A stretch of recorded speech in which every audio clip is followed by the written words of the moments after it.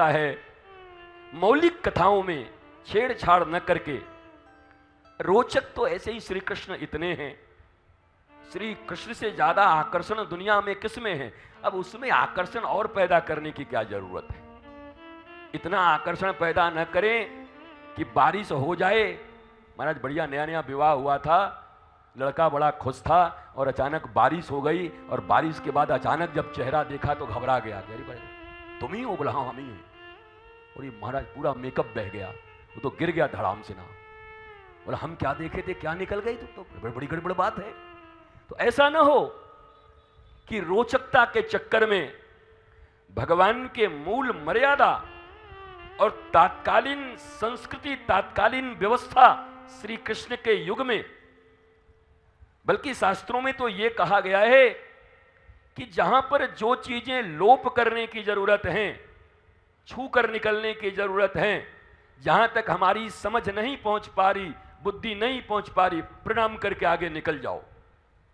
मुझे लगता है श्री कृष्ण के द्वार पर आए हुए किसी भी विप्र, किसी भी दुर्बल, किसी भी हीन व्यक्ति को, दीन व्यक्ति को बड़े आराम से पहले बिठाया जाता, उनका सेवा किया जाता और भगवान तक सूचना दी जाती। यह सुदामा के चरित्र में यह चीज भी देखना पड़ेगा। और फिर पूरी द्वारिका सुदामा को प्रणाम किए, भगवान तो कर ही रहे हैं। सुदामा जी का आगमन हुआ अपनी पत्नी के कहने से ही हुआ, और धर्म पत्नी का काम भी है कि पति धर्म कर रहे हो, परंतु साक्षात गोविंद से मिलने में अगर कोई संकोच हो रहा हो तो उस संकोच को दूर कर धर्म पत्नी अपने धर्म युक्त पति को रामो विग्रहवान धर्म, साक्षात धर्म के पास भेज दे। यह प्रत्येक धर्म पत्नी का कर्तव्य है, जो सुशीला माता ने निभाया और सुदामा जी को भेजा द्वारिका में। यह कर्तव्य है, प्रत्येक धर्म पत्नी का कर्तव्य है। नाम ही है धर्म पत्नी, खाली पत्नी नहीं है आप, धर्म पत्नी। धर्म पहले लगा है, धर्म पत्नी के रूप में स्वीकार्य। धर्म पत्नी का अर्थ भी यही है। हम तो बहुत ज्यादा विद्वान हैं नहीं, स्वामी मुकुंदानंद जी बैठे हुए हैं, कभी वेदांत का चर्चा करेंगे, वो समझाएंगे आपको।